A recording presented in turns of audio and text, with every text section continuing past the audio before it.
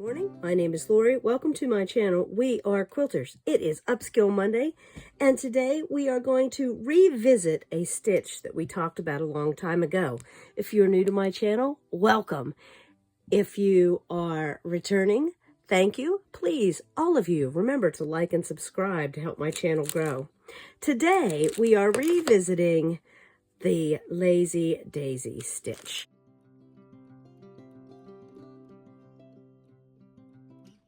Let me move my supplies out of the way and pull my books over. Now, every book and resource that I have has the Lazy Daisy stitch in it somewhere. This book, and I said just the back part where it has the combo of stitches, a lot of these combo stitches have Lazy Daisy, Lazy Daisy, Lazy Daisy, Lazy Daisy with other things. It is a very versatile stitch. I'm going to set that aside. This book has it in. And the 1960s has it as a resource also. It is everywhere. And all those little cards that come with kits. So it is a very versatile stitch. We did button daisies before, way back toward the beginning. And I said I like to put the button down first so I would know how big to make it. Well, today I am going to, let me pop up a picture here of some antique doilies that I bought. And there was a whole set. The woman who made this set must have made it for every surface and made these for every surface in her living room.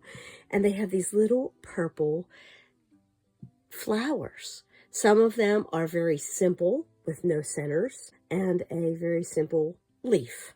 Other ones are in bouquets and have a French knot center and a fancy ribbon. And we have not got to that kind of stitching yet, but we will. We will. So today, this is one of our first pieces that we have added all kinds of, well, 3 or 4 things to. Not all kinds, because you can do much more. Today, I am going to work with, I have a lot of red blocks, but I am going to work on surfaces that show as fairly solid red. I'm going to do one fancy one. On this one's just plain. And I'm going to do some very simple, because look at these simple little flowers. Very simple little flowers. That would make a great center, some simple little flowers with some leaves, just like those antique doilies. So I am going to start by testing fabric, because I want to make sure that it will come out. I'm going to test along the edge. This is all the same fabric, but if I test in the margin, we'll see if it comes out. Oh, it does. Look at that. Sometimes friction pans are wonderful, sometimes not so much. I think I will use the blue on this black and white. Let me make sure that the blue comes out. The black did. Let me make sure the blue does. Oh, it does. Good. Now, sometimes I've heard rumors that if you expose your quilt to very cold temperatures, that the friction pan might show up again, because it is a chemical. And all you have to do is put it in a hot dryer and it goes away, if it went away the first time. So I am going to start right here. I'm going to make a double circle, and I'm going to use 2 rows. So I'm going to try to make my stitches a little more uniform, and then that will be the center. Actually, I think I'm going to make 3 rows, and then that will be a big poofy flower. I think that will work. So let me get some thread and get to stitching. Finish pulling out. I think I will do an inner pink, and then outside darker pink, yellow for the center, and I think I want 2 colors of French knots in the center.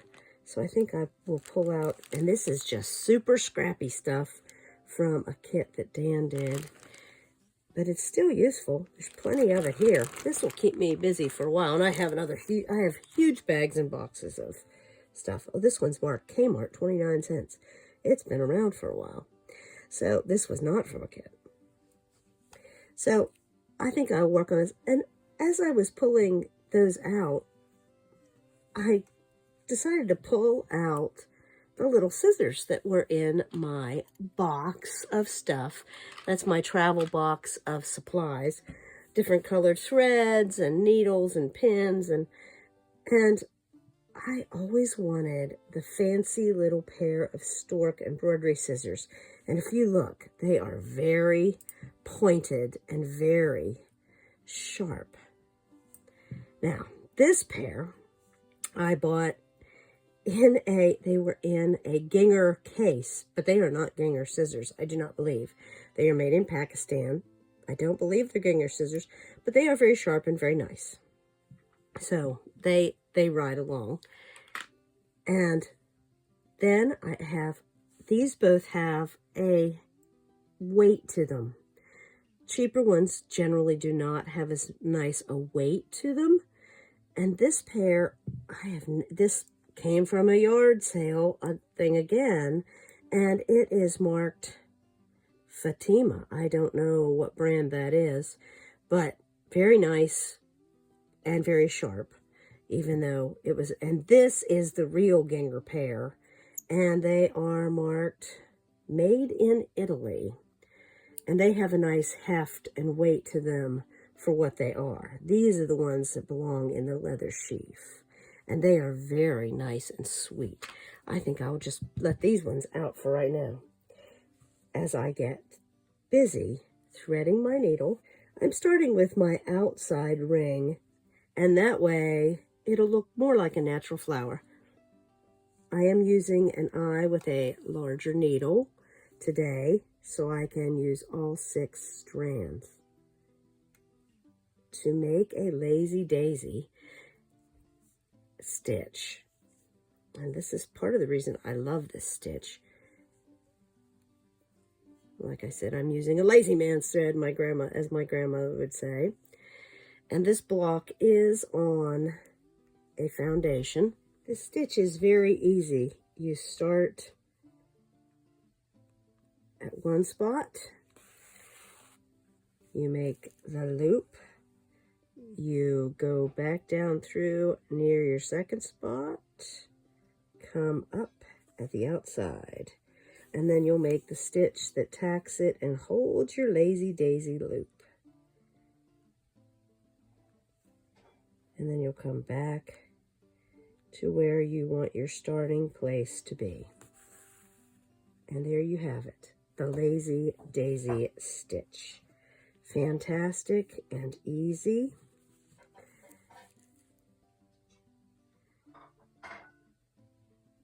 I'm going to loop around this way because I don't think that was full enough and close enough to each other.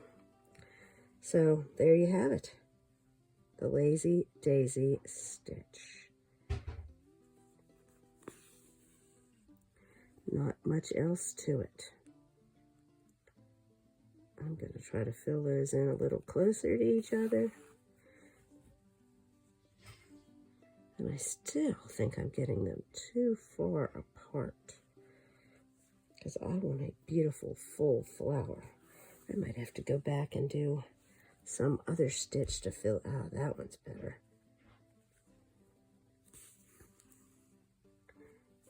But you don't want to pull it too tight because you want it to have that loop too.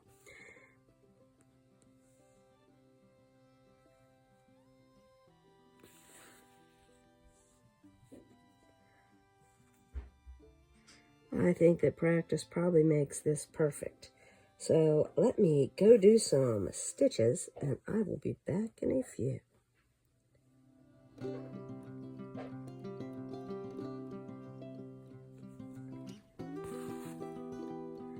Actually, let me grab my chair and I will put it on speed stitch.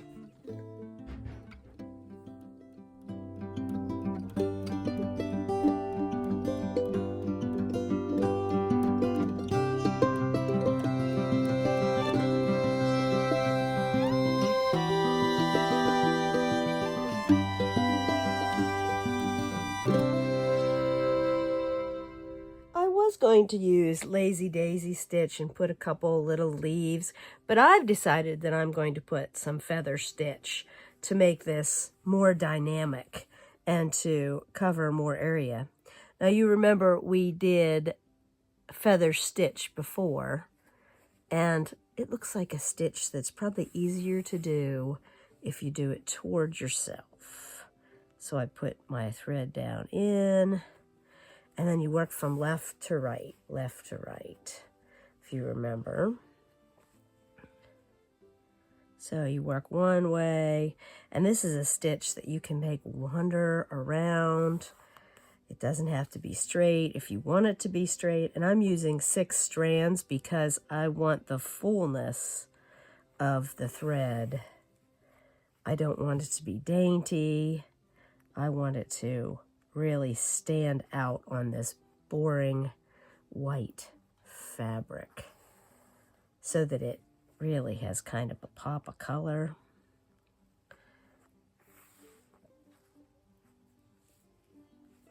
And feather stitch has always been one of my favorites. And it's so versatile. There's so many other stitches. It's like Lazy Daisy, and we've done this stitch before. You can do a double feather stitch and make it wider. You can, there are lots of things you can do with it. Lots of things. So let me put it on speed stitch, and we'll add some more.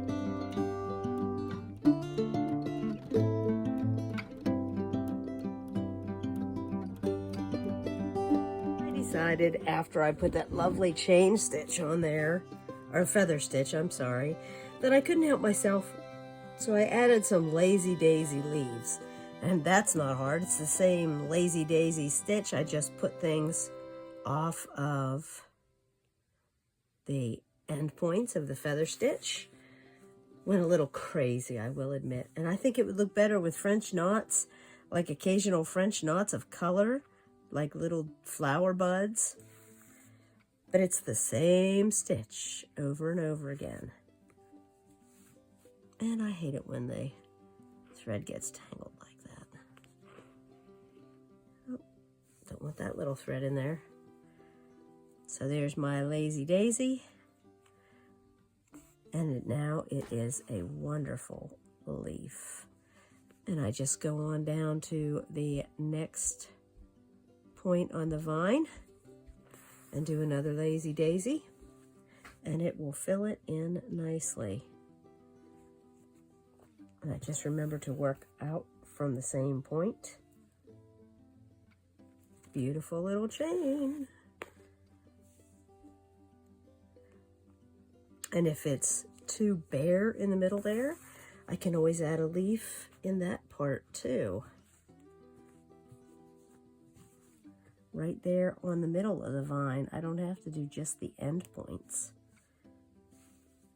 Let me get my thread around here where it belongs.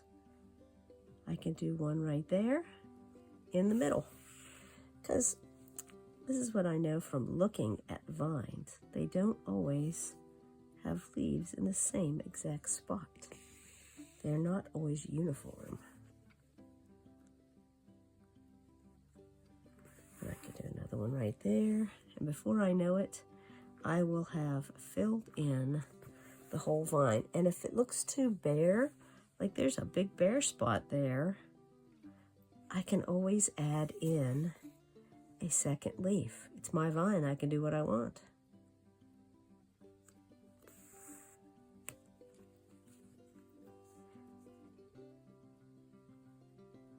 And I know that sometimes odd numbers look best.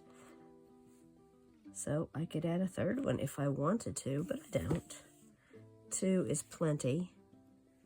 I need to trim off those raggedy tails. When things start to knot a lot, I find that a lot of times it's those raggedy tails need trimmed off on the loose end of the thread. And that seems to solve that problem.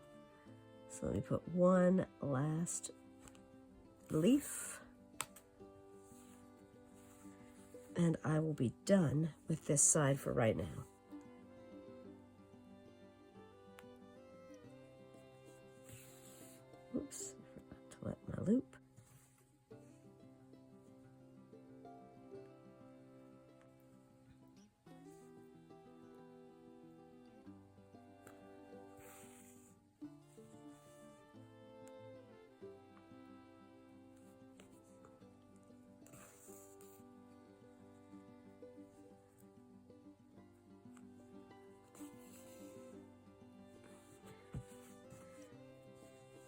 Turn that over and give it a little tie off.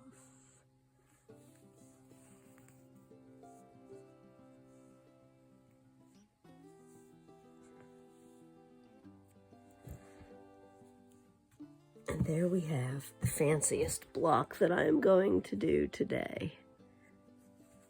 Vines and leaves and a fancy flower with 3 stitches that we've done in the past: Lazy Daisy, French knots, and feather stitch. Let's do some of the other blocks, but let's make them simple. For this one, my plan is going to be simple. I'm going to make 3 little flowers with 3 petals each. I'm going to use orange for the centers and pink for the petals, and maybe add a few little leaves. Let me get to it.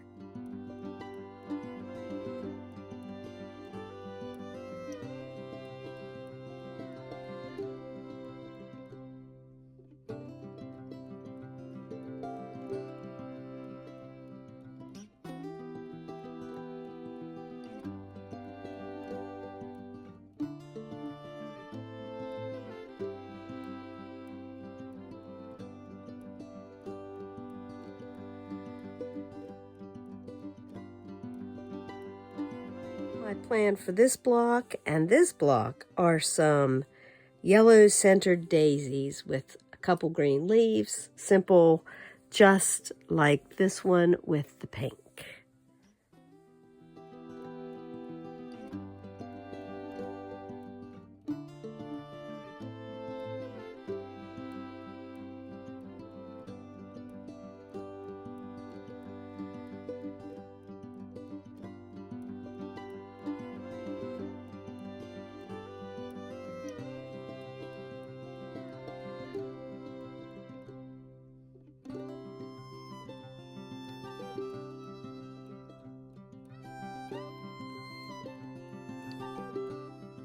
Plan for this one is to add 2 lazy daisies in the heart and add an extra pink little heart shape. Let's see if it can be done.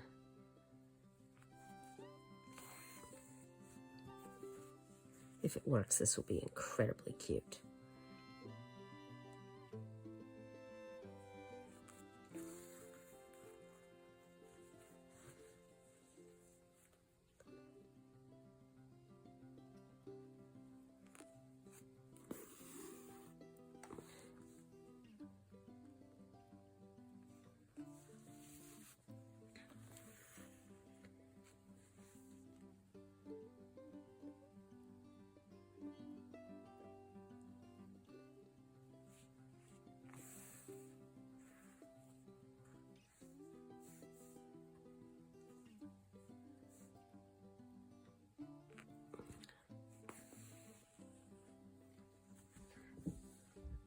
Adorable. I think for this block, I'm going to use the pattern on the fabric, and I'm going to put some French knots where the dots are, and then I'm going to put 2 leaves. So it kind of matches this vine, but these are strawberries, but I'm going to make mine little buds with leaves.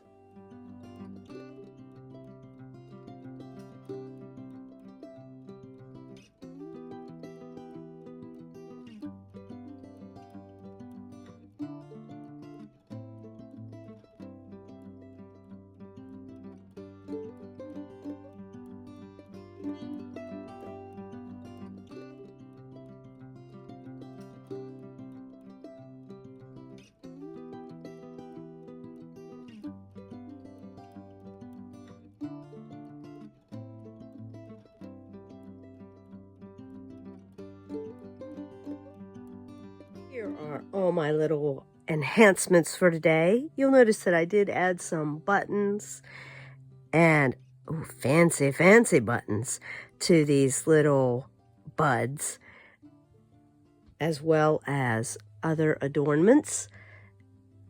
Lazy Daisy stitch really does not take very much time at all. This big fancy flower took about half an hour, and that's it.